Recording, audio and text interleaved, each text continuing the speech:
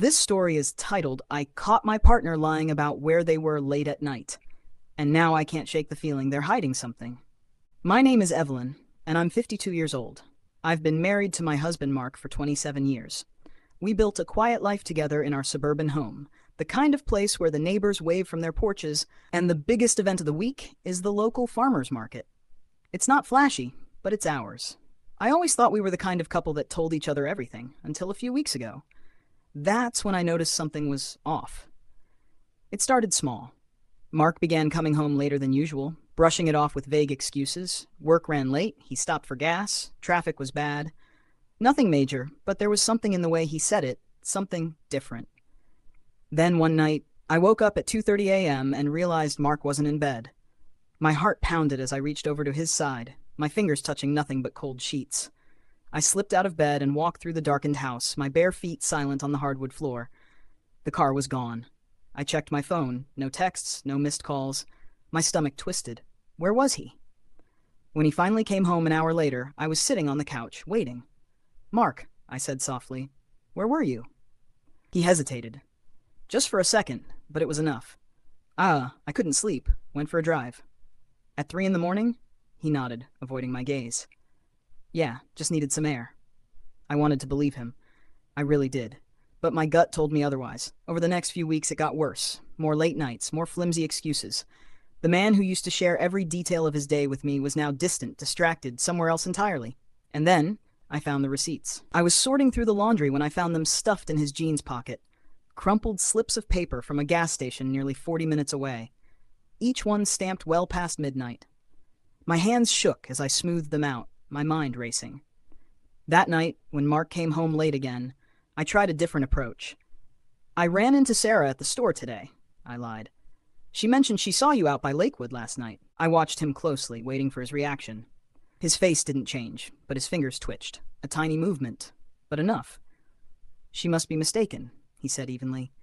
"I was here all night." A chill ran down my spine. He was lying to my face.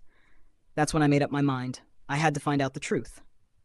The following night, I waited until he left, then grabbed my keys and followed him.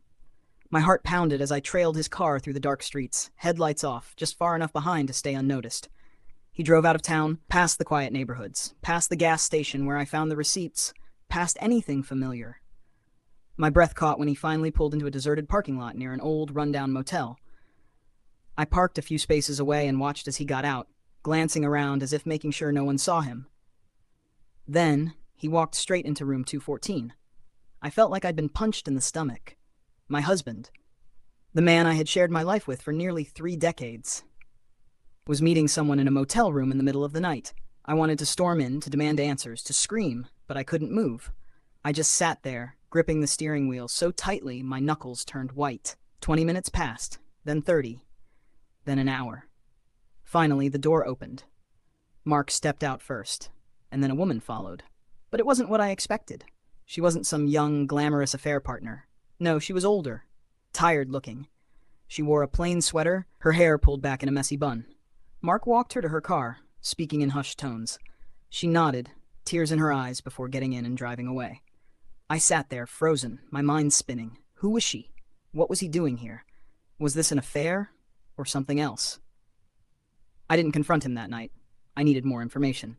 So the next day, when Mark left for work, I drove back to the motel. I walked up to the front desk, my heart hammering. "Hi," I said, forcing a smile. "I think my husband might have left something in room 214 last night. Could I check?" The woman behind the desk frowned. "I'm sorry, ma'am, but that room is only rented by the month."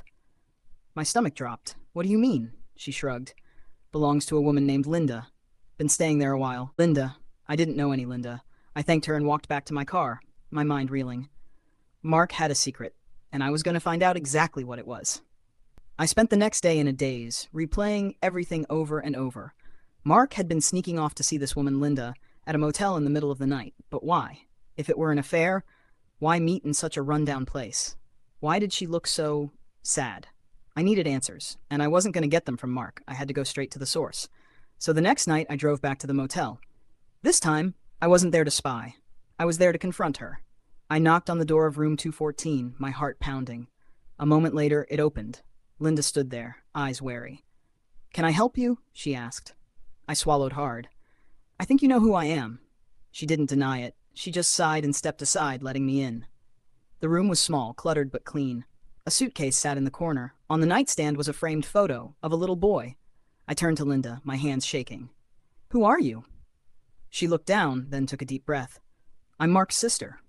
I blinked. No, that's not possible. Mark's an only child. She shook her head. That's what he was told. That's what he believed his whole life. But it wasn't true. I felt like the floor had been ripped out from under me. Linda explained everything. She and Mark were half-siblings. Their father had an affair years ago before abandoning Linda and her mother. She had grown up poor, struggling, while Mark had a stable, happy life, completely unaware of her existence. Recently, she had tracked Mark down. She was sick, stage 4 cancer. No money, no family, nowhere to go. She didn't want anything from him. But Mark, he couldn't turn his back on her. That's where he had been. Helping her, taking care of her. And lying to me because he didn't know how to tell me the truth. Tears blurred my vision. I had spent weeks convinced my husband was betraying me, only to learn he had been carrying this burden alone. I sat down heavily on the bed, my breath shaky. Why didn't he tell me? Linda's eyes were sad. Because he was afraid you'd be angry, that you wouldn't understand. I pressed my hands to my face. God, what had I done? When I got home, Mark was waiting for me. I know, I whispered. He looked at me, and for the first time in weeks, I saw the truth in his eyes. I wanted to tell you, he said, his voice thick. I didn't know how. I wrapped my arms around him. You don't have to do this alone. And just like that, the weight lifted. Sometimes the secrets we fear the most aren't betrayals. They're just heartbreaks waiting to be shared. If this story resonated with you, like, comment, and subscribe. Have you ever faced a moment where trust was tested? Share your thoughts below. I'd love to hear your stories. And remember, sometimes the truth is more complicated than we think. Thanks for listening, and see you in the next one.